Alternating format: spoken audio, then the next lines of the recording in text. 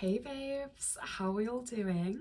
So today I've got a tutorial video for you which goes through how to do the stitches for the unpolished top and the unpolished skirts that I have right here. So this is a collaboration that I've done with my friend Moa, who runs Honts Design. And this is essentially a knit version of a crochet set that she designed. And she's also done a crochet version of my knitted Andromeda dress, which we thought would be really fun, and it turns out it absolutely was. It was such a blast to sort of translate her designs into something knittable. And, you know, I've lost track of how many times I've had people sort of say, oh, can I do a crochet version of this? Or do you have any crochet patterns for something like this from all you crocheters out there? So if that's something you're looking for, go and check out Moa's version of my Andromeda dress. I'll put a link down in the description so that you can get my version of the pattern and Moa's version of the pattern. And yeah, I'm super excited to show you through this really fun stitch. There's some great techniques.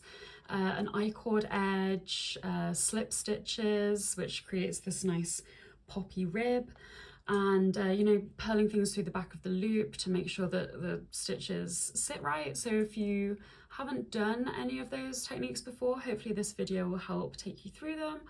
Or if you're already like a knitting pro and you just want like a little refresher or an idea on like how exactly it's done in this specific pattern, like keep watching, it'll be fun. And I really hope you enjoy the pattern just as much as I enjoyed making it. Yeah, I'll take you through the stitches right now. So as you can see, this is the skirt. We've got a lovely kind of side split in the skirt that features these I-cord edges that are kind of reversible, and they make it so, you know, the edges look lovely and neat and clean and finished, rather than just, you know, that raw like knitted edge that kind of doesn't look super neat. It can sometimes go a little bit frilly or uneven, so an I-cord edge is a great way to combat that. So I'll show you how to do one of those. And then we have our lovely slip stitch rib. So this, like I say, it's echoing that kind of crochet look that Moa did.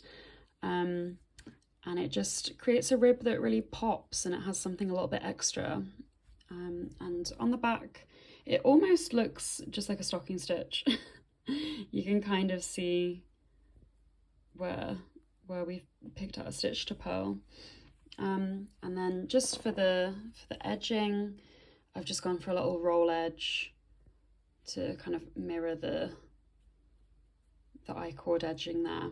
So it kind of folds in, looks nice and clean. So I will show you how to do those techniques. So I have already cast on a few stitches to show you a few repeats. Excuse this insanely long cable, it's the only one that I have that's not like attached to a project, so just gotta deal with that for now. We've got 4mm needles, or whichever needles you need to use to get the right tension for your pattern, because of course you have already done a tension swatch and checked all of that out. Of course you have, yay. I'm using just a plain white yarn just so you can see what I'm doing, rather than, you know, going with those multicolored stripes that I have in the sample. And I've already knitted the 3 rows of stocking stitch that create the roll edge. So you start with a purl row, a knit row, a purl row, and then we actually start the first row of our pattern on a wrong side row. And that's sort of the setup row before we really get into the pattern repeat. So the first thing we need to do, and this goes for the skirt and the top, is we work an I-cord edge on both edges. And there's an I-cord for the right side and an I-cord for the wrong side. So we are doing wrong side, of course, for this wrong side row. So the first thing we do, I'm just checking the pattern to make sure I'm not telling you the wrong thing. The first thing we do is we bring the yarn forward, which means just bring the yarn towards you, and we slip one purlwise. So just as if you're going into purl, slip it onto your right hand needle. And then we take the yarn back through the needles. So yarn back just means yarn away from you. So back behind the needles. And we knit one, just normally. Bring that yarn forward towards you again. And then you slip one purlwise again. Yeah, easy enough. Yeah. And then we get into the setup kind of row. So we knit 3.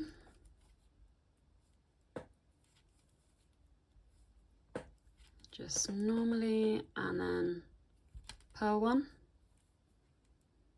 And you'll see on the next row that purl 1 stitch will be the one that we slip to create our slip stitch rib. And then again, we're knitting 3, purling 1, knit 3,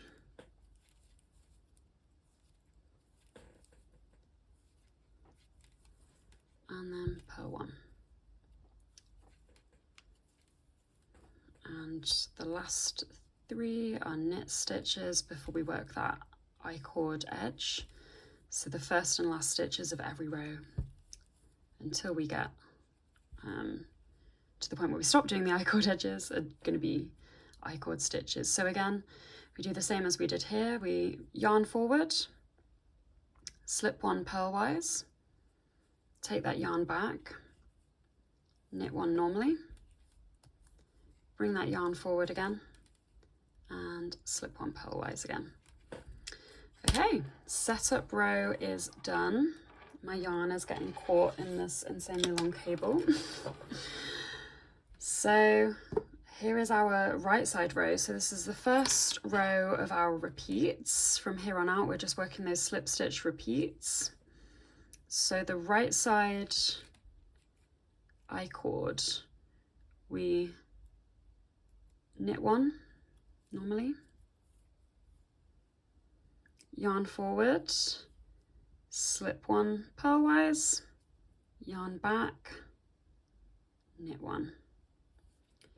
Yeah, so essentially the stitches that you slipped last row on the wrong side row, you knit and you slip the other stitches, if that makes sense. That's how I try and remember it. But you'll get the hang of it. So then we purl 3.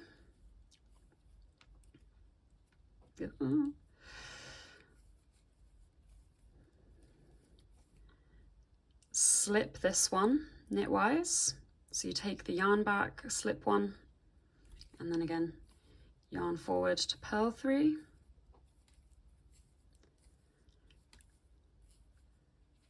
Slip 1 knitwise.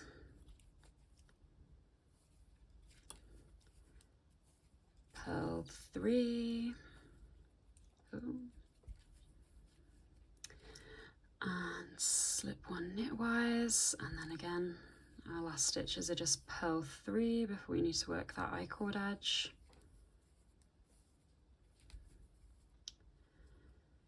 So we knit 1, yarn back, knit 1, yarn forward, slip 1 purlwise, yarn back, knit 1 normally. Okay, right side row is done. You can see where we've slipped those stitches and the rib is already starting to form. Exciting. Okay, so I'll take you through that wrong side I-cord row again. So we slip 1 purlwise, yarn back, knit 1 in the middle, and yarn forward again, and we slip 1 purlwise. And then knit 3 once again. And this time when we reach our slipped stitch here, so you can see where we've slipped it from the front. So we bring our yarn forward again, and we're going to purl this slipped stitch through the back of the loop. So where you'd normally sort of go through the front to purl, we need to sort of twist this stitch. So we do that by going in the back of the stitch. Yeah, so coming in from the back of the loop, purling through the back of the loop, yeah? And then what that does is it makes sure that this stitch twists in a way that it's gonna lie flat on the front. Because if we didn't purl through the back of the loop and we just purled through the front of the loop, it would sort of twist, which isn't the look that we want for this stitch. So we knit 3 again until we get to our next slip stitch, and then yarn forward again, and again we're purling through the back of the loop there. So I'll just show you that action again. This would be a regular purl through the front, so instead we come through the back. Yeah, it can feel a little bit weird at first because it's kind of counterintuitive. Knitting 3, and again purling through the back of the loop. There we go. And knit those last 3 stitches. And then we get to the I-cord edge. So yarn forward towards you, slip 1 purlwise, take that yarn back away from you, knit 1, and yarn forward, slip 1 purlwise. Okay, so I'll show you that right side row one more time. You can see our purls coming. So see where they, the stitches are lying flat because we put them through the back of the needle. Untangle my cord once again. So right side, we knit that first I-cord stitch as normal, yarn forward, slip 1 purlwise, yarn back again, and knit 1. There we go, and you can see just the start of that I-cord forming. Takes a while to come. So purling 3, slip 1,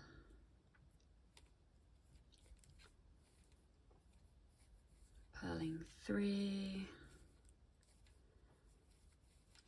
and slip 1.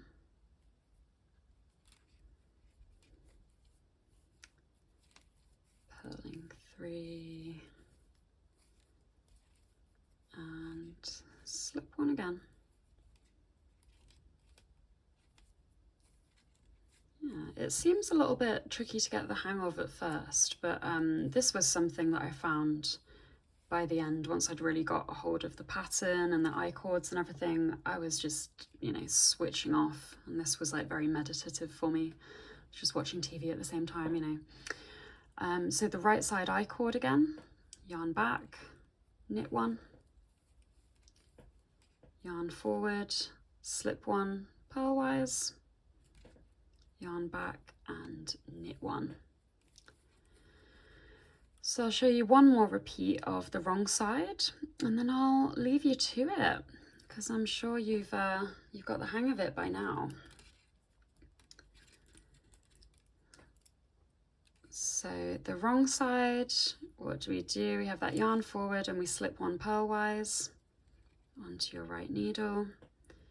Take that yarn back and knit the middle one. And then yarn forward and slip 1 purlwise. And then we knit 3.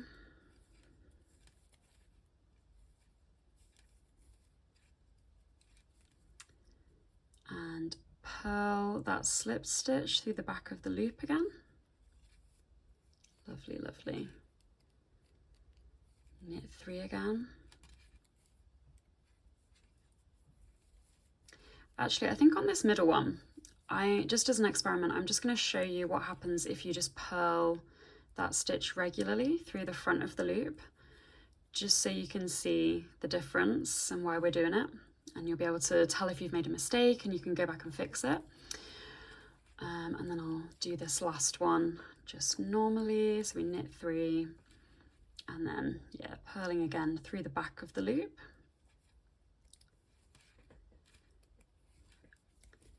knit the last 3, and then we have our I-cord again, so yarn forward, slip the first one purlwise, knit the second one, and bring that yarn forward and slip one purlwise again. Okay, so you can see there the one where the middle stitch where I knitted it through the front of the loop instead of the back.